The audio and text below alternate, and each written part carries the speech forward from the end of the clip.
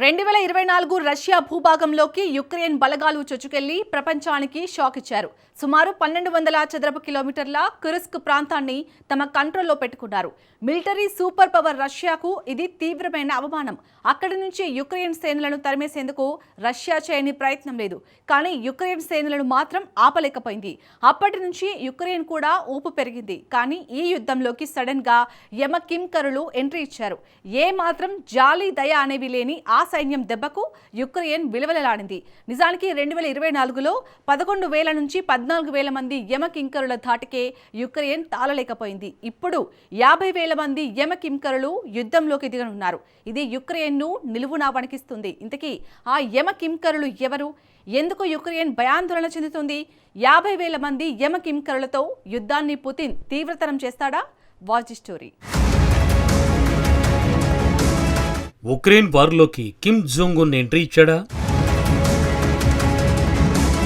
రష్యాకు 50,000 మంది యమకింకర్లు వచ్చారా? కిమ్ ఎంట్రీతో యుద్ధం వరల్డ్ వార్గా మారుతోందా? ఉక్రెయిన్ యుద్ధం 4.5 ఏళ్లుగా సాగుతోంది. ఈ యుద్ధంలో రష్యాను ఎదుర్కోవడానికి మొదట కీవ్ ప్రాధాన్యం ఇచ్చింది. కానీ గత 2 ఏళ్లుగా ఉక్రెయిన్ ఎదురుదాడులు చేస్తోంది. మరీ ముఖ్యంగా రష్యా అంతర్భాగంలోని 1000 కిలోమీటర్ల దూరంలోని ప్రాంతాలన్నీ టార్గెట్ చేస్తోంది. ప్రధానంగా రష్యాను యుద్ధంలో అడ్డుకోవాలన్నదే ఉక్రెయిన్ ముఖ్యోద్దేశం. రష్యా యుద్ధంలో ఇంకా పోరాడడానికి కారణం ఆర్థికంగా దేశానికి ఇబ్బందులు లేకపోవడం. ప్రపంచ దేశాలకు రష్యా భారీగా చమురు విక్రయిస్తోంది. ఉక్రెయిన్ యుద్ధం మొదలైన తర్వాత రష్యాకు చైనా, భారత్ ప్రధాన కస్టమర్స్ గా మారాయి. దీంతో రష్యా ఆర్థిక వ్యవస్థ సజావుగా సాగుతోంది. యుద్ధానికి సరిపడా డ్రోన్లను, క్షిపణులను రష్యా భారీగా తయారు చేసుకోగలుగుతోంది. వాటిని ఉక్రెయిన్ పై వినియోగిస్తోంది. ఈ విషయం ఉక్రెయిన్, దాని మిత్ర దేశాలకు క్లియర్ గా తెలుసు. అందుకే రష్యాపై అమెరికా, మిత్ర దేశాలు ఆంక్షలతో విరుచుకుపడుతున్నాయి. మరోవైపు మాస్కో ఆర్థిక వనరుగా మారిన చమురు కేంద్రాలను కీవ్ టార్గెట్ చేస్తోంది. రష్యాలోని చమురు శుద్ధి, నిల్వ కేంద్రాలను టార్గెట్ చేస్తోంది. నిజానికి ఉక్రెయిన్ దాడులతో రష్యా చమురు సంక్షోభం ఎదుర్కోవాల్సి వచ్చింది. చమురు శుద్ధి కేంద్రాలు దాడికి గురి కావడంతో దేశంలో పెట్రోల్, డీజిల్ కొరత సంక్షోభంలా మారింది. అయినా సరే యుద్ధంలో మాత్రం రష్యా వెనకడుగు వేయలేదు. ఇప్పుడు ఈ యుద్ధంలోకి 50,000 మంది యమకింకరులు ఎంట్రీ ఇస్తున్నారు. యుద్ధాన్ని మరింత తీవ్రతరం చేసేందుకు మాస్కో పావులు కదుపుతోంది. ఉత్తర కొరియా నుంచి సుమారు 50,000 మంది సైనికులను రష్యా రంగంలోకి దించేందుకు సన్నాహాలు చేస్తున్నట్లు స్వయంగా ఉక్రెయిన్ అధ్యక్షుడు జెలెన్స్కీ వెల్లడించారు. ఉక్రెయిన్ నివేదికల ప్రకారం చూస్తే 2024 నుంచి ఇప్పటి వరకు మాస్కోకు మద్దతుగా కిమ్ జాంగ్ ఉన్ సుమారు 11,000 నుంచి 14,000 మంది సైనికులను సమకూర్చాడు. నిజంగానే కిమ్ 50,000 మంది సైన్యాన్ని రష్యాకు పంపుతున్నాడా? ఉక్రెయిన్ అధ్యక్షుడు చెబుతున్న దానిలో నిజమెంత? దానికి ముందు యుద్ధంలో తాజా పరిణామాలు మనం ఒకసారి గమనించాల్సి ఉంటుంది. ప్రస్తుతానికి ఉక్రెయిన్లోని బుగ్రోవా ప్రాంతంలో ఇరు దేశాల సైనికులు తలపడుతున్నారు. తాజాగా ఈ పోరాటానికి సంబంధించినటువంటి రష్యన్ డ్రోన్ దృశ్యాలు తాజాగా విడుదలయ్యాయి కూడా. డొనెటెస్క్ ప్రాంతంలోని మరో 2 ప్రాంతాలని ఆగస్టు 9 నాటికి తాము సాధించామని రష్యా రక్షణ మంత్రిత్వ శాఖ ప్రకటించింది కూడా. అలాగే ఒడెసా పోర్టుతో పాటు ఉక్రెయిన్ ఓడరేవులు, నౌకలను లక్ష్యంగా చేసుకుని దాడులు చేసినట్లు మాస్కో ప్రకటించింది. ఇదిలా ఉంటే ఈ దాడులకు ప్రతీకారంగా రష్యాలోని ప్రధాన చమురు రిఫైనరీకి అడ్డాగా మారిన టాటర్సన్ ప్రాంతంపై తాజాగా ఉక్రెయిన్ టార్గెట్ చేసింది. ఈ డ్రోన్ దాడిలో కనీసం 12 మంది మృతి చెందారు. ఈ దాడులు, ప్రతిదాడుల మధ్య యుద్ధంలో ఉత్తర కొరియా ఆయుధాల పాత్ర రోజురోజుకి పెరుగుతోందని కీవ్ ఆందోళన వ్యక్తం చేస్తోంది. పశ్చిమ రష్యాలో ఉత్తర కొరియాకు చెందిన క్షిపణి విభాగం మోహరింపు ప్రక్రియను ప్రారంభించినట్లు ఉక్రెయిన్ తెలిపింది. అధికారిక సమాచారం ప్రకారం చూస్తే పశ్చిమ రష్యాలో 120 బాలిస్టిక్ క్షిపణులు, 6 లాంచర్స్ ఉన్నట్టు ఉక్రెయిన్ అంచనా వేస్తోంది. ఉక్రెయిన్ భూభాగంలో ఉత్తర కొరియా క్షిపణుల శకలాలను గుర్తించినట్లు ఉక్రెయిన్ అధ్యక్షుడు జెలెన్స్కీ తెలిపాడు. గతంలో కూడా ప్యాంగ్యాంగ్ ఆయుధాలతోనే ఉక్రెయిన్ ప్రాణ నష్టాన్ని చవిచూసిందని ఆరోపించాడు. తాజాగా జరిగిన రష్యా దాడులతో దేశవ్యాప్తంగా వివిధ నగరాలు, ప్రాంతాల్లో రోజంతా సహాయక చర్యలు కొనసాగాయి. లివివ్ ప్రాంతాల్లో రష్యా జరిపిన దాడులతో భారీగా నివాస ప్రాంతాలన్నీ ధ్వంసమయ్యాయి. శిథిలాలను తొలగిస్తూ తమ వారి కోసం ప్రజలు అన్వేషిస్తున్నారు. డినిపెట్రోస్కో ప్రాంతంలో సామాన్య పౌరుల నివాసంపై బాలిస్టిక్ క్షిపణి దూసుకొచ్చి పడింది. ఈ ప్రమాదంలో తల్లిదండ్రులతో పాటు పిల్లలు కూడా ప్రాణాలు కోల్పోయారు. మాస్కోలోని నీచ శక్తులకు, ఉత్తర కొరియాలోని ఉన్మద పాలకులకు మధ్య కుదిరిన కూటమి కారణంగానే ఉక్రెయిన్ ప్రజలు ప్రాణాలు కోల్పోతున్నారని జెలెన్స్కీ ఆరోపించాడు.